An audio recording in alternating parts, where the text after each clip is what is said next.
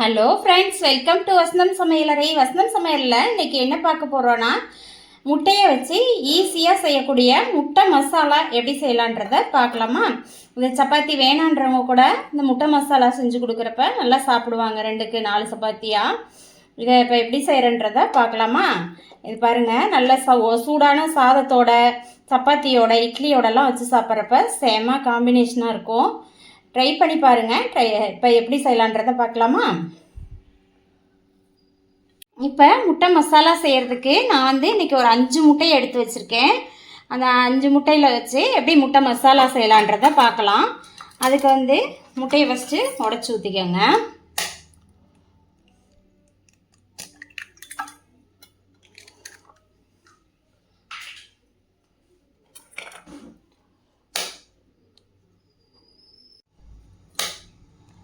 எல்லா முட்டையும் உடச்சி ஊற்றிட்டு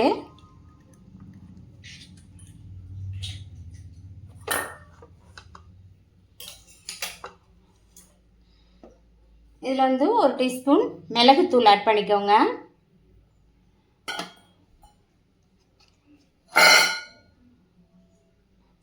துளியூண்டு சிறிதளவு மஞ்சள் தூள்,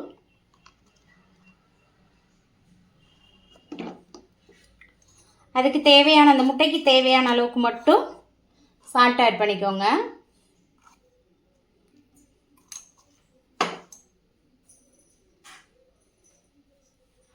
இவருங்க பொடியாக கட் பண்ண மல்லி இலைகளை அதில் ஆட் பண்ணிக்கலாம்.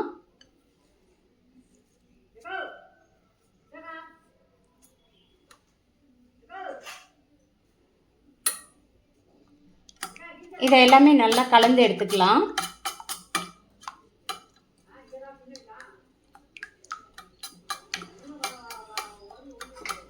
இது நல்லா கலந்து எடுத்துக்கலாம் ஃபுல்லாகவே. இது தனியாக ஓரமாக எடுத்து வச்சிடலாம்.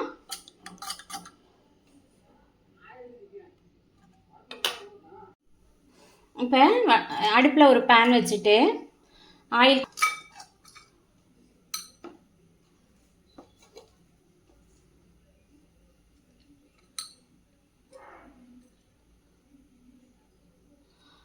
சேர்த்துட்டு ஆயில் சூடானோன்னா 1 பட்டை, 1 அன்னாசிப்பூ, 4 கிராம்பு, 2 ஏலக்காய் இதை ஆட் பண்ணிக்கலாம்.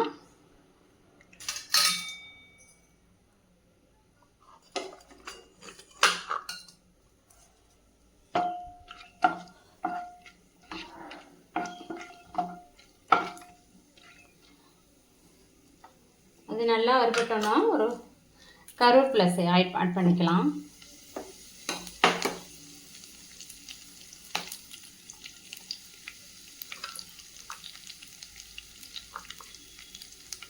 ரெண்டு பெரிய வெங்காயத்தை பொடியாக கட் பண்ணி வச்சுருக்கேன். பொடியாக கட் பண்ணிக்கோங்க, அதையும் ஆட் பண்ணிக்கோங்க.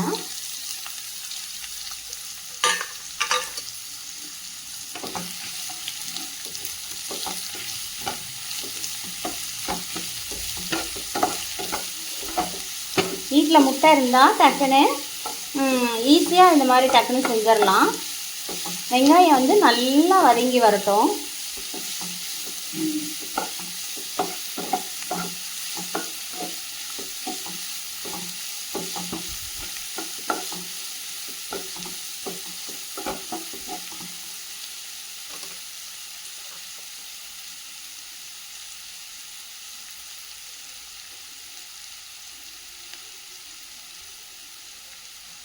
இதில் 1 டீஸ்பூன் ஜீரகத்தையும் ஆட் பண்ணி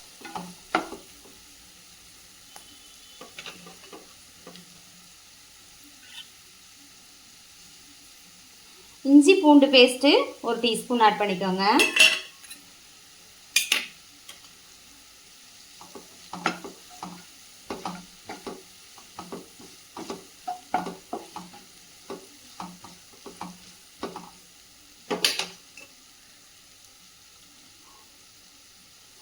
இப்போ இதில் பாருங்கள், தக்காளி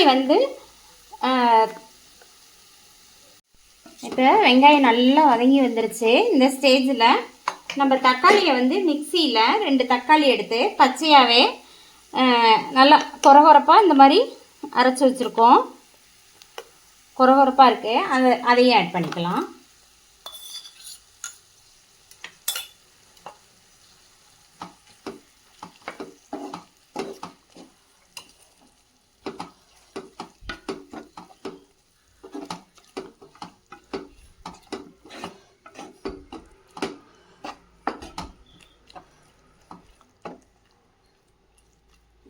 தக்காளியும் நல்லா வெந்து வரட்டும்.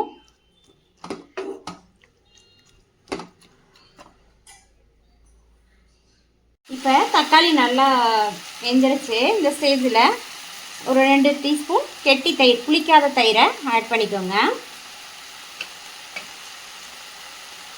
ஆட் பண்ணிவிட்டு இது கூட மசாலா சேர்த்துக்கலாம். மல்லித்தூள் 1 டீஸ்பூன், கரம் மசாலா 1 டீஸ்பூன்,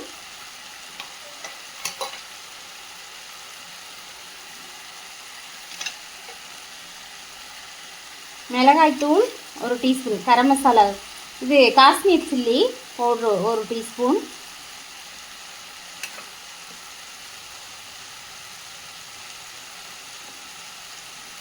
லைட்டாக மஞ்சத்தூள் ஆட் பண்ணிக்கோங்க.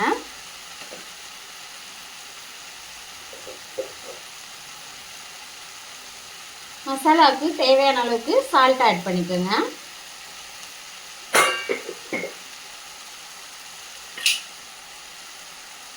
இதை நல்லா கலந்து விடுங்க.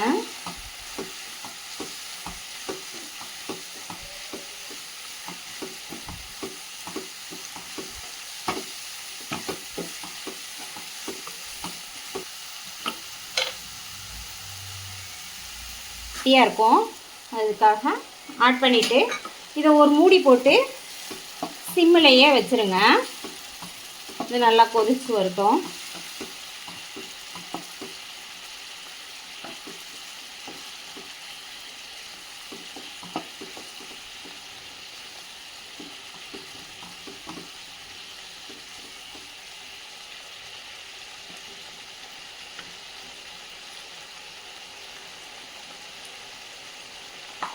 வரட்டும். இப்போ இன்னொரு கடாய் அடுப்பில் வச்சுக்கலாம். இப்போ இன்னொரு கடாயில் ஆயில் விட்டுட்டு நம்ம ஆல்ரெடி முட்டையை கலக்கி வச்சுருக்கோம். அந்த முட்டையை ஆட் பண்ணிக்கலாம். கடாயில் ஆயில் ஃபுல்லாக படுற மாதிரி இது பண்ணிக்கோங்க.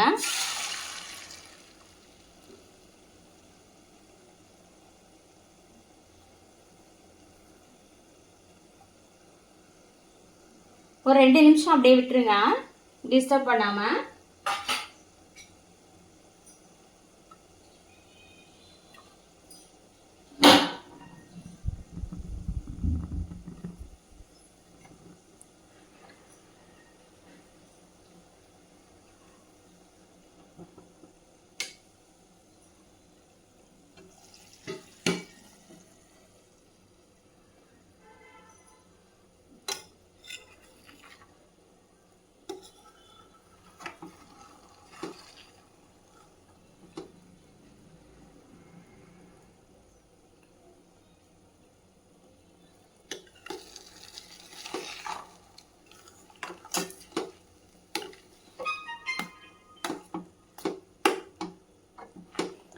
அடுப்பை சிம்மிலேயே வச்சுக்கோங்க.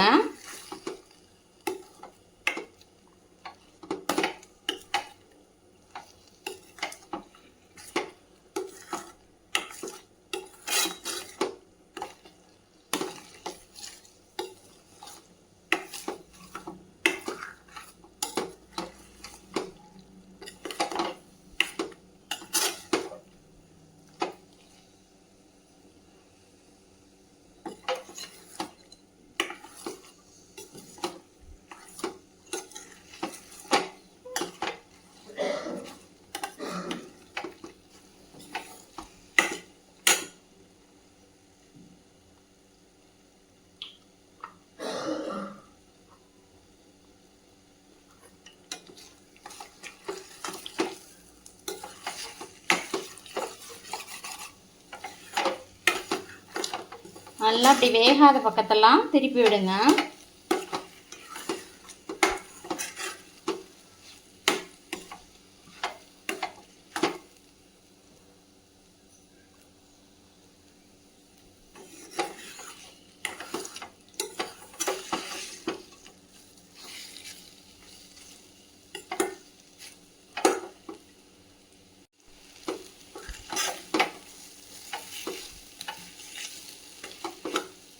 இப்போ நல்லா வெந்து வந்துருச்சு முட்டை.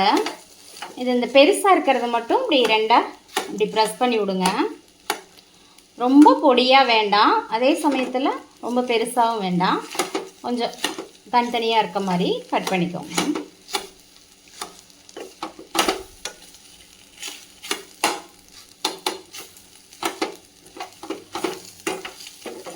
பாருங்கள், தனித்தனியாக இந்த மாதிரி பெரிய பெரிய பீசஸாக இருக்க மாதிரி எடுத்துக்கோங்க.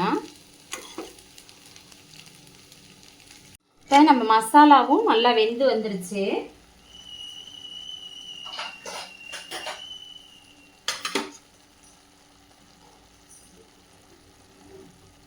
பாருங்கள், நல்லா வெந்து இந்த ஸ்டேஜில் இருக்குது. இந்த ஸ்டேஜில் நம்ம முட்டையை ஃபஸ்ட் கம்ப்ளீட் பண்ணோம்ல, அதையும் ஆட் பண்ணிக்கலாம்.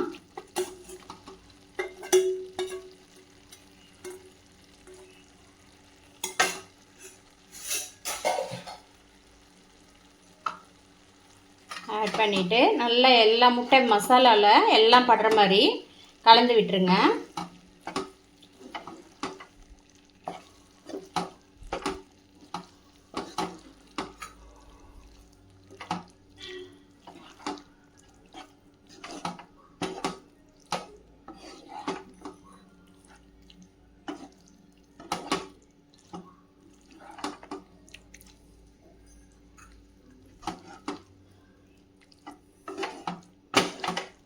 நீங்கள் முட்டையை வந்து வேணுங்கிறது ஃபேமிலி பெரியவங்க அப்படி பெரிய ஃபேமிலியாக இருந்தீங்கன்னா இன்னும் வேணும்னா முட்டையை கூட கூட ஆட் பண்ணிக்கோங்க, குறைச்சி வேணுனாலும் ஆட் பண்ணிக்கோங்க.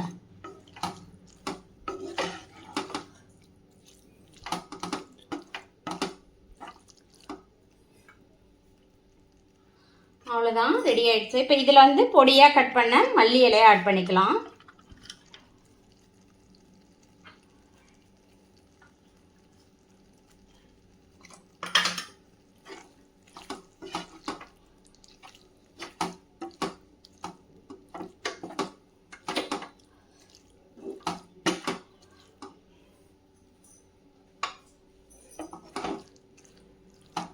அவ்வளோதான், முட்டை மசாலா ரெடி ஆயிடுச்சு.